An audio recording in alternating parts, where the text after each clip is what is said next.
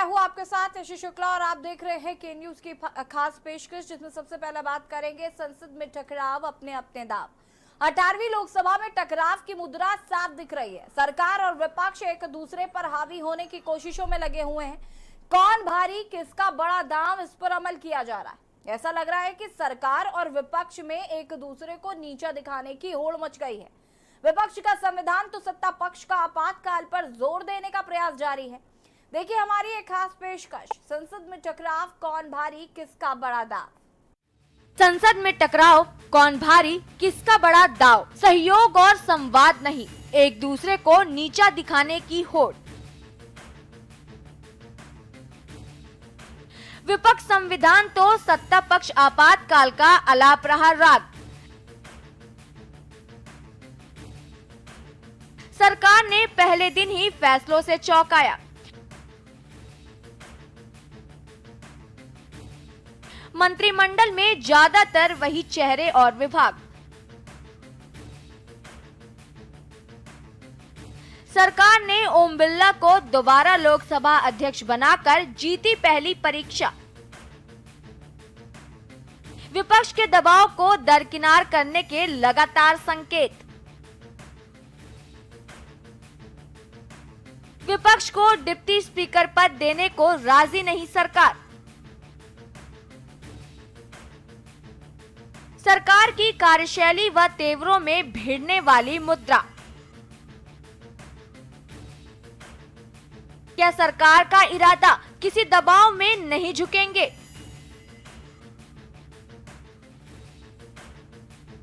NEET UG बहाना, एक दूसरे पर निशाना।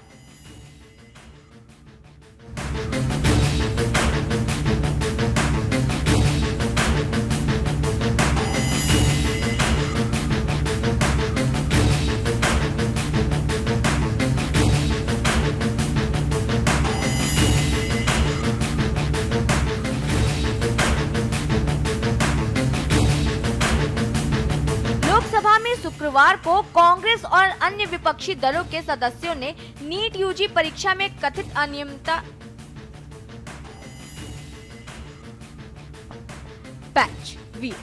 लोकसभा में शुक्रवार को कांग्रेस और अन्य विपक्षी दलों के सदस्यों ने नीट यूजी परीक्षा में कथित अनियमितता पर चर्चा करने की मांग को लेकर हंगामा किया, जिसके कारण सदन की बैठक सोमवार सुबह 11 बजे तक के लिए स्थगित कर दी गई। बता दें कि इससे पहले लोकसभा की कार्रवाई दोपहर 12 बजे तक स्थगित करनी पड़ी थी। विपक्ष के नेता राहुल गांधी ने नीट का मुद्दा उठाया और विपक्षी सांसदों के साथ मिलकर इस मामले पर चर्चा की मांग की। स्पीकर ओम बिरला ने आग्रह किया कि राष्ट्रपति के अभिभाषण पर धन्यवाद प्रस्ताव पर चर्चा की जाए। विपक्ष के नेता राहुल गांधी ने कहा, हम विपक्ष और सरकार की ओर से भारत के छात्रों को एक संयुक्त संदेश देना चाहते थे कि हम इस मुद्दे को जरूरी मानते हैं। इसलिए हमने सोचा कि छात्रों के सम्मान के लिए हम नीट पर चर्चा करेंगे। खैर ये सब तो चलता ही रहेगा, लेकिन इसके संकेत दूरगामी हैं। सरकार को घेरने का दम ठोक रहा विपक्ष।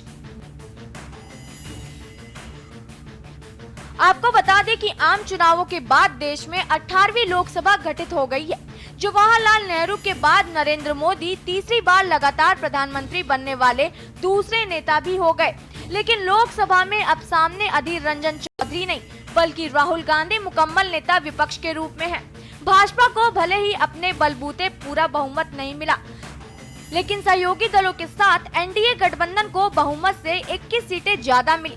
तो दूसरी तरफ विपक्षी इंडिया गठबंधन भी 234 सांसदों के साथ इस बार ज्यादा हौसले के साथ सरकार को घेरने का दम ठोक रहा है। कल ऑपोजिशन के जो फ्लोर लीडर्स हैं, सबकी मीटिंग हुई और यूनानिमस था कि आज हमें नीट का जो इशू है उस पे डिस्कशन चाहिए। हिंदुस्तान के स्टूडेंट्स से मैं कहना चाहता हूँ, ये आपका इशू है और हम सबको लगता है, इंडिया गठबंधन को लगता है कि आज सबसे ज़रूरी बात आपकी है, क्योंकि आप हिंदुस्तान के भविष्य हो। तो हमें लगा कि यहाँ पे पार्लियामेंट हाउस में नीट पे डिस्कशन हो और उसके बाद प्रेसिडेंट्स एड्रेस हो पाए। और मैं रिक्वेस्ट करता हूँ प्रधानमंत्री जी को कि ये युवाओं की इशू है और अच्छी तरह प्यार से डिस्कशन होना चाहिए, रिस्पेक्टफुली डिस्कशन होना चाहिए। हम रिस्पेक्टफुली करेंगे, आप भी डिस्कशन में ज्वाइन कीजिए, आप भी भाग लीजिए और रिस्पेक्टफुली, क्योंकि ये युवाओं का मामला है। तो हम चाहते हैं युवाओं को मैसेज मिले, घबराए हुए हैं, उनको ये नहीं मालूम कि क्या होने वाला है नीट में, तो पार्लियामेंट से मैसेज जाना चाहिए, उनको भरोसा मिलना चाहिए कि हिंदुस्तान की सरकार और हिंदुस्तान का ऑपोजिशन एक साथ मिलकर स्टूडेंट्स की बात कर रहा है। तो ये आपको बताना चाह रहा था। आपातकाल प्रस्ताव ने तोड़ दी तालमेल की उम्मीदें। प्रधानमंत्री के साथ नेता विपक्ष राहुल गांधी ओम बिरला को अध्यक्ष आसन तक ले गए। ये नजारा देखकर देश के सामने सकारात्मक संदेश गया। इसे सत्ता पक्ष और प्रतिपक्ष के बीच संवाद और सहयोग का नया रास्ता खुलने का संकेत माना गया है। लेकिन कुछ वक्त गुजरा और यह उम्मीद तार तार हो गई। यानी लोकसभा अध्यक्ष ओम बिरला ने 49 साल पहले 25 जून 1975 को देश में तत्कालीन प्रधानमंत्री इंदिरा गांधी द्वारा लगाए गए आपातकाल की निंदा का प्रस्ताव पढ़ना शुरू किया। इस प्रस्ताव के जरिए कांग्रेस को कटघरे में खड़ा करते हुए उसके संविधान बचाओ नारे का सरकार की ओर से करारा जवाब दिया गया और विरोध में कांग्रेस सांसद लगातार नारेबाजी करते रहे। दरअसल जिस तरह विपक्ष खासकर कांग्रेस और राहुल गांधी ने लोकसभा चुनावों में संविधान पर कथित खतरे को मुद्दा बनाया और इसका जवाब भाजपा कारगर तरीके से नहीं दे सकी, जिसका नुकसान उसे अपनी 63 सीटें गंवाकर चुकाना पड़ा। उससे प्रधानमंत्री नरेंद्र मोदी और सत्ताधारी भाजपा बेहद असहज है। विपक्ष सिर्फ चुनावों तक ही नहीं रुका, बल्कि नए सांसदों के शपथ ग्रहण के दौरान जिस तरह इंडिया गठबंधन के सांसदों ने संविधान का गुटका संस्करण हाथ में लेकर जय संविधान का नारा लगाया, उससे सरकार और भी ज्यादा परेशान दिखाई दी। यहाँ तक कि सत्र के दूसरे दिन कांग्रेस सांसद शशि थरूर ने जब शपथ लेने के बाद जय संविधान का नारा लगाया तो स्पीकर ने उन्हें टोकते हुए कहा कि संविधान की शपथ तो आप ले ही रहे हैं। इस पर कांग्रेस सांसद दीपेंद्र हुड्डा ने कुछ कहा तो लोकसभा अध्यक्ष ओम बिरला ने उन्हें नसीहत देते हुए कहा कि चलो बैठो। भाजपा को डर है कि अगर विपक्ष संविधान को लेकर इसी तरह आक्रामक रहा तो इस साल और अगले साल होने वाले राज्यों के विधानसभा चुनावों में भी भाजपा को नुकसान हो सकता है। इसीलिए विपक्ष के संविधान मुद्दे की काट के लिए सत्ता पक्ष ने आपातकाल का निंदा प्रस्ताव लाकर कांग्रेस को कटघरे में खड़ा करने और इंडिया गठबंधन के उन घटक दलों जो आपातकाल में सरकारी दमन के शिकार हुए थे, इस मुद्दे पर कांग्रेस से दूर करने की कोशिश की है। सदन में जब लोकसभा अध्यक्ष आपातकाल की निंदा का प्रस्ताव कर रहे थे, तब जहां कांग्रेसी सांसद विरोध में नारेबाजी कर रहे थे, वहीं समाजवादी पार्टी, राजद, डिमके जैसे दलों के सांसद चुप थे। बता दें कि आम धारणा ये कि इस बार सरकार कमजोर है और सहयोगी दलों के दबाव में काम करेगी जैसी तमाम आशंकाओं को दरकिनार करते हुए सरकार ने भाजपा सांसद ओम बिरला को दूसरी बार भी स्पीकर पद तक पहुंचाने में कामयाब रही। सहयोगी दल तो अड़े नहीं, विपक्षी इंडिया गठबंधन ने भी अपना उम्मीदवार तो खड़ा किया, लेकिन के सुरेश के लिए मत विभाजन की मांग विपक्ष ने भी नहीं की। संविधान को लेकर सरकार और स्पीकर के इन तेवरों ने विपक्ष को भी असहज कर दिया है। अगले दिन राष्ट्रपति के अभिभाषण में भी आपातकाल का जिक्र आने पर भी कांग्रेस ने ऐतराज जताया और कांग्रेस संगठन महासचिव केसी वेणुगोपाल ने लोकसभा अध्यक्ष को पत्र लिखकर अपना विरोध प्रकट किया। आपातकाल प्रस्ताव से कांग्रेस असहज।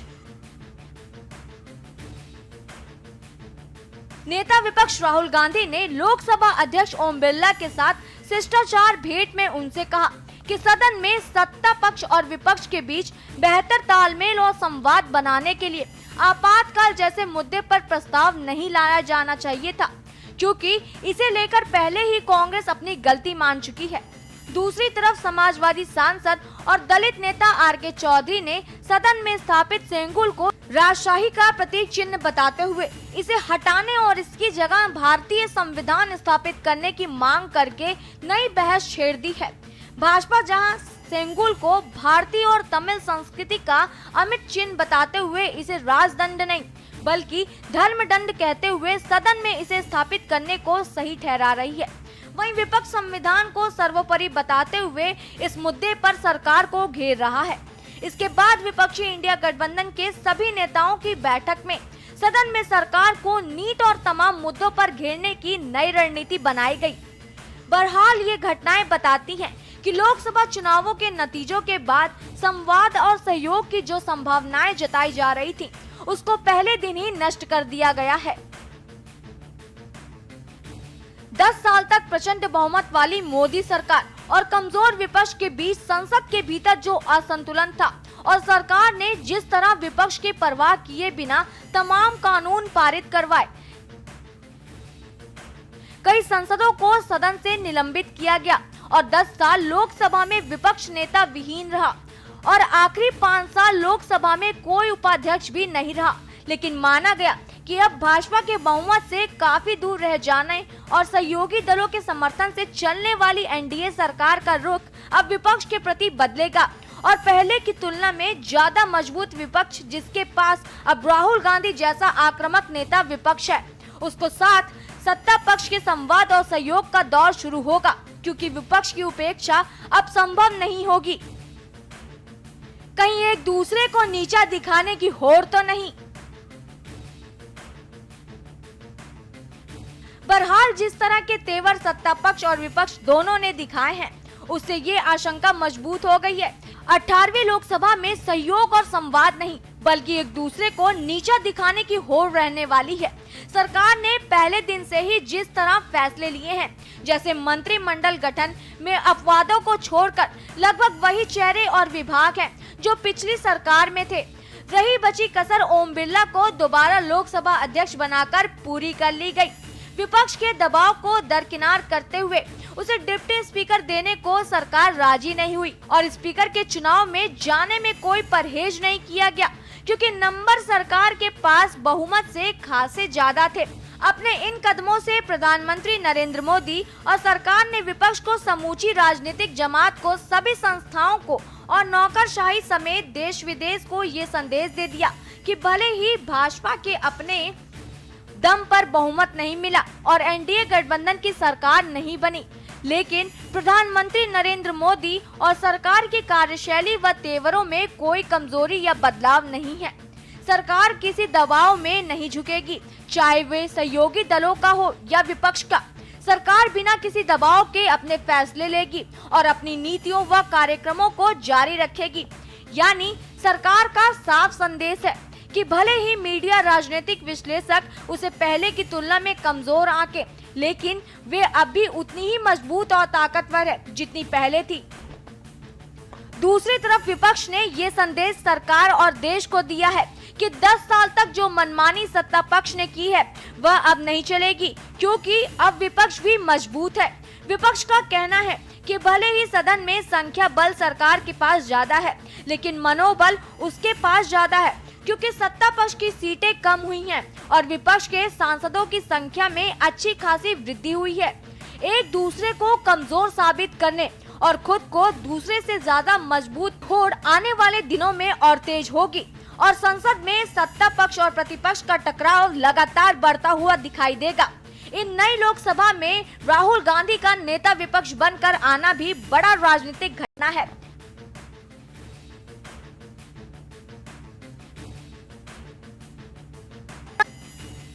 पिछले करीब 2 सालों में राहुल गांधी ने जिस तरह अपना कायातरण किया है और वे एक ऐसे आक्रामक विपक्षी नेता के रूप में उभर कर आए हैं जो लगातार प्रधानमंत्री नरेंद्र मोदी और उनकी सरकार को हर मुद्दे पर निशाने पर लेता रहा है। और लोकसभा चुनाव में जिस तरह राहुल गांधी ने इंडिया गठबंधन के दूसरे नेताओं के साथ अपनी साझेदारी बनाई है, उसने भी उन्हें स्वीकार बनाया है। अब वे लोकसभा में विपक्ष के नेता के रूप में प्रधानमंत्री नरेंद्र मोदी के समांतर भूमिका में रहेंगे। अनेक समितियों में वे शामिल होंगे। सीबीआई, सीवीसी, चुनाव आयोग जैसी संस्थाओं की चयन समितियों के सदस्यों के रूप में प्रधानमंत्री के साथ बैठेंगे और महत्वपूर्ण सरकारी कार्यक्रमों में उन्हें बतौर नेता विपक्ष आमंत्रित किया जाएगा।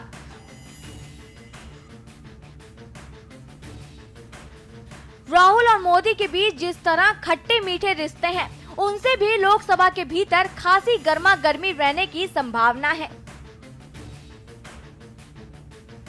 सरकार के सामने विपक्ष की कड़ी चुनौती।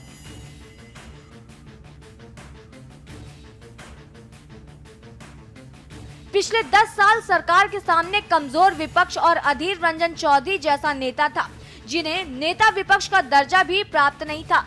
लेकिन अब राहुल गांधी जैसा एक मुकम्मल नेता विपक्ष, जिसके पीछे कांग्रेस के विपक्ष के कुल 234 सांसदों का समर्थन है, का सामना सरकार को करना होगा।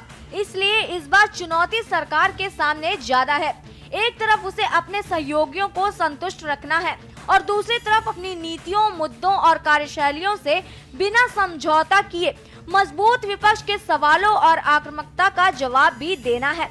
लेकिन चुनौती विपक्ष के सामने भी खुद को एकजुट रखने और सदन न चलने देने के आरोपों से बचते हुए सरकार को कारगर मुद्दों पर घेरने की है। कुल मिलाकर भाजपा के अकेले बहुमत से दूर रहने के बावजूद संख्या बल में सत्ता पक्ष प्रतिपक्ष पर भारी है, तो पिछले 10 सालों की तुलना में अपने सांसदों की संख्या में खासी बढ़ोतरी करके विपक्ष का मनोबल भी आसमान छू रहा है। ऐसे में लोकसभा अध्यक्ष ओम बिरला के सामने भी सदन के सुचारू संचालन और पक्ष विपक्ष के टकराव व तकरार के बीच निष्पक्ष रहने और दिखाने की बड़ी जिम्मेदारी है। स्पेशल डेस्क के न्यूज इंडिया।